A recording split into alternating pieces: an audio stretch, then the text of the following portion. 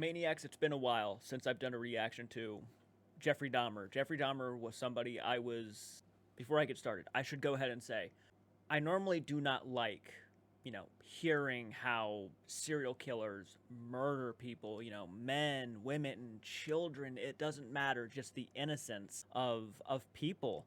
And sometimes people that really aren't even innocent but never deserve death. It's hard to hear about. It's disgusting. It's so inhumane. One of the series that I watched of recently was, Monster, the Jeffrey Dahmer story. Watched the show, did a very good job. The show is incredible. It really is. What it makes you feel for this man is next level, and it does its job very well. I understand that there was a lot of controversy between the real families and the Netflix series, which I completely understand. I can't really argue with that. But as somebody who watched the series, as somebody who, of course, is not involved in the actual, the case, I got to say they did a very, very good job at making you really hate Jeffrey Dahmer. There is no sympathy. You can't feel sympathy for this guy, and the show did such a great job. But now, leaving the show and going back into the real stuff, this guy has to be one of the most deranged, the most sickest, the most cruel people I have ever heard about in my entire life. And I have been interested to actually check out more interviews. This is actually apparently a Jailhouse interview, a very chilling Jailhouse interview. And we're, of course, going to listen to it. I'll pause it when I want to talk so you guys don't have to try to hear me throughout the video. It's going to be probably pretty loud because I want you guys to be able to hear everything that's going on. So I'll pause it when I want to talk and give my thoughts. But this is it. This is the interview. Let's go ahead and dive into it. The like button, subscribe to the channel if you're new around here. I'll do more stuff like this. You got to just be sure to hit that like button, and I'll dive more into this stuff. Here we go. Join me on this interesting little adventure. I desensitized myself to it.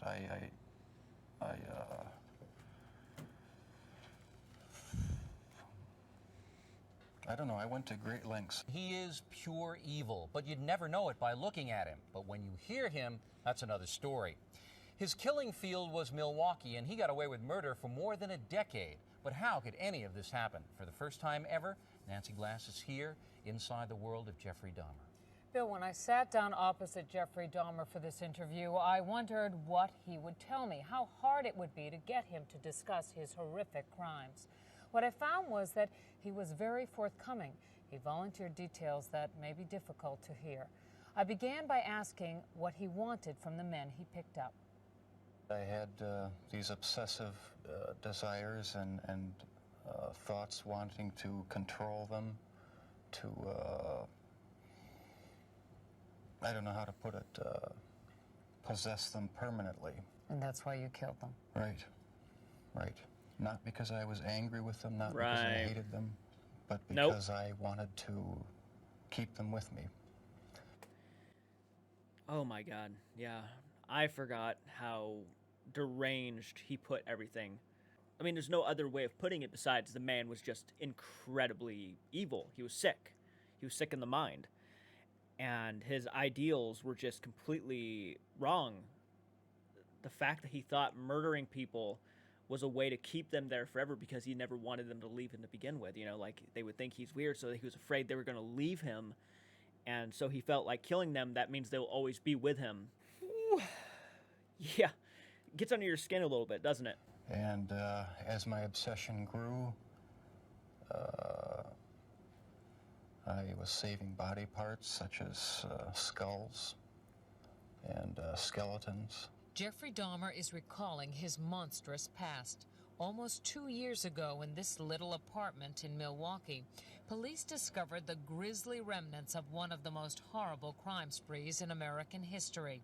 Jeffrey Dahmer, an unassuming chocolate factory worker, would eventually confess that he had seduced, murdered, and dismembered 17 young men. He even ate some of his victims' body parts. Yeah. He instantly That's why they called him the Milwaukee Cannibal. Became the center of worldwide media attention. A serial killer unmasked. There were protests and press conferences in Milwaukee as people tried to understand how this could have happened in their midst. How did Jeffrey Dahmer get away with murder after murder for 13 years? How did a boy born into a hard-working because the police, family turn into the police worst had such a big monster imaginable? In this play in that. exclusive interview, we put those questions to Jeffrey Dahmer himself. We met with him at the maximum security prison where he is serving his sentence of 999 years. For the first time, he talks about his crimes and gives us a chilling look inside the mind of a serial killer. It's a process. It doesn't happen overnight. When you depersonalize another person and view them as just an object for pleasure instead of a living, breathing human being, it seems to make it easier to do things you shouldn't do. The reason why... And that's the thing, man. That's the thing. He was crazy, but he wasn't. He knew exactly what he was doing. You see, there's some people in this world who legitimately don't understand what they are doing. And even then, it's hard to find any sort of compassion for them. But this guy knew exactly what he was doing. He knew exactly how evil it was. He knew how crooked it was. But for some fucked up reason, he kept doing it. He kept doing it because he's a psycho. And I don't mean to compare the real person to Evan Peters' performance in the Jeffrey Dahmer series, but as someone who loves film and as someone who, appreciates when someone really captures the essence of that real person, I gotta say, it just gives me more, appreciation for how far Evan Peters went in the role, because he really wanted you to feel and grasp how sadistic this man truly was. And he honestly didn't disappoint me at all. He really captured everything about what made this guy so uneasy and so bizarre and so eerie. Jeffrey Dahmer was able to get away with his crimes was because of just what you are seeing here. Jeffrey Dahmer is intelligent and articulate. That is what makes him so frightening.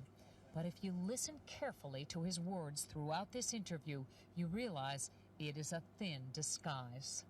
You do sound, though, like the kind of person who could have said to himself, "This is wrong. I must stop." I always knew that it was wrong, but after the first killing was not planned. I was coming back from the shopping mall back in '78. I had fantasies about picking up a hitchhiker and taking him back to the house and having complete control and dominance over him. The hitchhiker's name was Stephen Hicks. He was just 18. Jeffrey Dahmer took him to his parents' house. There he strangled him with a barbell. He dismembered the body and hid it in a drain pipe. It was Jeffrey Dahmer who gave those details to the police in his confession. No one had a clue as to what was happening for over a decade. During that time, Jeffrey Dahmer joined the Army and was sent to Germany. He was eventually discharged for a drinking problem and returned to Ohio. 9 years after Stephen Hicks' murder, the killing began again.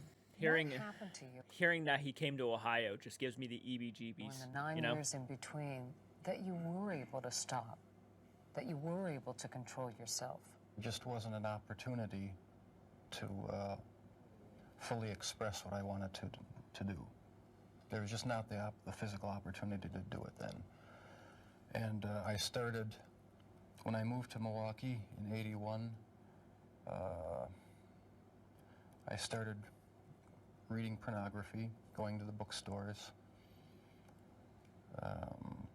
Eventually that led to frequenting the gay bars. And then one time I brought this young man back to the hotel room, the Ambassador Hotel. Was just planning on drugging him and spending the night with him. I had no intention of hurting him.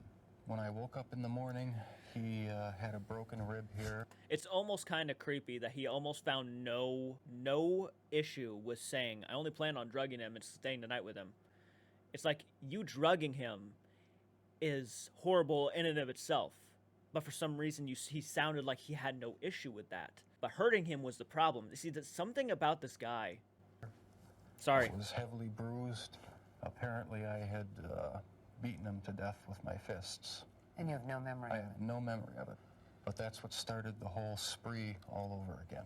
Dahmer says he snuck the corpse of his victim, Stephen Toomey, out of his hotel room in a suitcase. Then he took it to his grandmother's house, where he cut up the body and put it in plastic garbage bags. When you killed these men, afterwards, were you repulsed? Were you upset? No, at the time, it was almost addictive. It was almost a surge of energy. I wouldn't have to worry about any of their needs or anything. I just had complete control of the situation. But Jeffrey Dahmer was out of control. The urge to kill had overpowered him. As police later learned, he wasn't satisfied with his victim's Hearing death. him say it was He wanted addictive more. is just Why did creepy. you photograph them? It was my way of remembering their appearance, their physical beauty. I also wanted to keep something. If I couldn't keep them there with me whole, at least I felt that I could keep their skeletons. And I even went so far as planning on setting up an altar with the 10 different skulls and skeletons. And what was the purpose of the altar going to be? As a sort of memorial. A point where I could, I don't know, it's so bizarre and strange, it's hard to describe. A place where I could collect my thoughts. You in a nutshell, really. And Yeah. feed my obsession. When the bodies were still in your apartment, there was no time when you would see them and say, this is grotesque, what have I done? There were times, but the compulsive obsession with doing what I was doing overpowered any feelings of revulsion. This man with a quiet, almost shy demeanor became a master manipulator who was able to lure strangers he met at gay bars. You know, I'm going to tell you something. I'm going to tell you something right now. When I was working for a Walmart and I was a Cap 2 supervisor, I have to admit that there was a third shift. The third shift apparently had a nickname for me, and I found out about this because I had long hair at the time. I'm not sure if you could tell. I kind of look young, especially if I shave my facial hair. I look pretty young. And I was very awkward and shy around most people when I started working at Walmart. You know, it was something I was building up. But I found out that, you know, there was actually a nickname they had for me because of all of these things. And it actually hurt my feelings so bad because of what they were, or who they were associating me with. My nickname from third shift at Walmart, and I know a lot of people are going to be like, you know, it's not a big deal, man, don't listen to them. But dude, at the time, you got to understand, at the time, it wasn't that easy just to forget about it, you know, when you'd see them every night. But they called me Dahmer on third shift. Do you know how fucked up that is to be compared to someone like him? As someone who's never done anything horrible in his life, that fucking guy I got compared to, you know how heartbreaking that was for me? To his apartment. He was even able to con the police into returning a 14-year-old boy to him after neighbors called 911 upset that the child was in the street naked and bleeding. Dahmer And drugged. convinced the police that he and the boy were simply having a lover's quarrel. Is an intoxicated boyfriend of another boyfriend. How old was this child? It wasn't a child, it was an adult. After the police They believed him. The first fucking thing this guy says, and they believed him. Crazy that they didn't even do research. They just said, okay, we'll take your word for it. No, you do your fucking research. This story will never get old. I'm not joking when I say this. I hope those two police officers still regret the day they said that. Nope, it's just his boyfriend. The day that they actually took his word for it. I hope they regret that day. Till this day. They probably don't.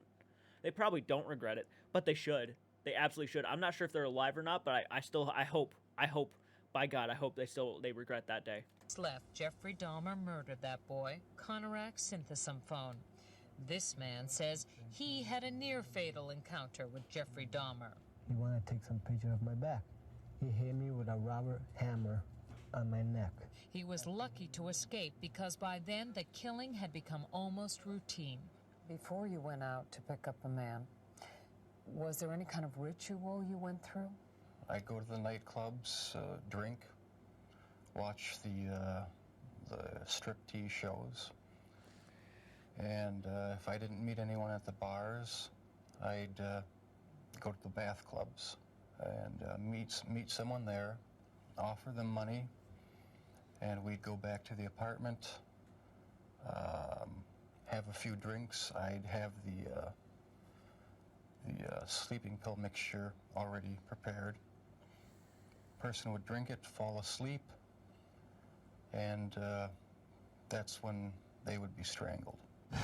Watching the movie Exorcist 3 was also part of his ritual. It put him in the mood for murder. I felt so hopelessly evil and perverted that I actually derived a sort of pleasure from watching that tape. You know, it's crazy. I actually watched that movie for the first time. I think it might have been earlier this year. I was downstairs and I was watching it, and it's a good movie. It was surprising how much I liked it, but the idea that this movie was now like it's not the movie's fault. Obviously, you have to take away this whole thing, away from the movie. As a movie, it's really good, so I actually highly recommend watching Exorcist 3. But the idea that this guy actually felt something when watching it just before he was about to kill people, crazy to know. Crazy. Did you like feeling evil? No, I didn't. But I had tried to overcome the thoughts, and it worked for a while, but eventually I gave in. While Jeffrey Dahmer may say things today that make it seem like he understands what went on in his mind, he does not. All he can do is tell you what happened, but he cannot stop whatever it is that drove him to kill in the first place. His addictive impulse, man. Do you feel those same urges? Do you still feel that compulsion, that obsession? I wish I could say that it just left completely, but no, there are times when I still do have the old compulsions. Jeffrey Dahmer says as... Dude, you almost, they probably had guards all around that room just in case anything were to happen. Especially after that, I wouldn't be surprised if there was people getting ready in case he was about to do something. Time went on, his mind became more and more warped, and yet he was clever enough to continue to elude police and lure young men to his apartment. We should warn you, the details are very graphic. I started having these obsessive thoughts when I was about 15 and 16, and they got worse and worse. What were your fantasies about? They were sexual fantasies of control, power, complete dominance. They became reality. Was there pleasure in that fantasy? There was excitement, fear, pleasure, all mixed together. Jeffrey Dahmer fulfilled his fantasies by murdering and dismembering 17 young men. In time, his desires became more extreme, his deeds more grotesque. Listen to him talk about the most unnatural things in the most matter-of-fact of ways. Yeah. That's when you realize that none of it has touched him. I was branching out. That's when the cannibalism started, eating of the heart and the arm muscle. It was a way of making me feel that they were a part of me. At first it was just curiosity, and then it became compulsive. Then I tried. It's hard to look him in the... I can't even look at his face when he's talking about this shit because of how he's saying it. I've been looking at the camera a lot this entire time. To keep the person alive by inducing a zombie-like state. By injecting first dilute acid solution into their brain or hot water, and it never did completely work. Could someone like you be stopped? Could you be helped? No, I was dead set on going with this compulsion. It was the only thing that gave me any satisfaction. He became so warped by his evil impulses that he even took a victim's head with him to work at the Ambrosia chocolate factory. I kept the mummified head and skull of one of the victims in a carrying case in my locker at work. Were you almost flaunting it? Yes, but that's how strong the compulsion was. That's how bizarre the desire was. I wanted to keep something of the person with me. Jeffrey Dahmer exhibited some disturbing behavior early on. He began drinking heavily as a teenager, dropped out of college, was arrested for indecent exposure, disorderly conduct, and fondling a 13-year-old boy. Tragically, one of his murder victims would be that boy's brother. Do you know what started it? Oh, yeah, that's right. I forgot. To this day, I don't know what started it. And the person to blame is sitting right across from you. That's the only person. Not parents, not society, not pornography. I mean, those are just excuses. Well, gotta give him that at least. Taking the fucking blame. Which he should. I mean, that's obvious. But it doesn't help. You know, I still have no compassion for this man at all. It's not there. Fuck, man, it's infuriating. You know what? It's infuriating because it's like, you wish people had the options, you know, right? To get the help they need early on. I understand that the Dahmer series did give you a little bit more insight about how his childhood was and things like that. I mean, things that could literally fuck up a child's mind. I mean, you know, the family, the arguings, the things he was doing, you know, the experiments on dead animals and things like that. But at the end of the day, yeah, he's dead on. He's right. He's right. The only person to blame is that guy right there. Our 13-year crime spree finally ended when this man, Tracy Edwards, brought the police to the infamous apartment. Like the others, he had gone there with the promise of money. He was listening to my heart because at a point he told me he was going to eat my heart at that point. I hit him and I ran. What was the turning point for you that made you suddenly realize that you had done something terribly wrong, something you should be sorry for? It was the night of the arrest. I have no memory of what happened. Yep, you're only sorry because you got caught. And you know what? Again, he's honest because I'm pretty fucking positive I've heard him say once before that if he was never caught, he would still be doing this today. During the 6 hours before the last victim ran out of the apartment, I heard a knock on the door, and the police were there with the last victim. They asked me where the key was to the handcuffs. My mind was in a haze. I sort of pointed to the bedroom, and that's where they found the pictures. And they yelled, "Cuff him."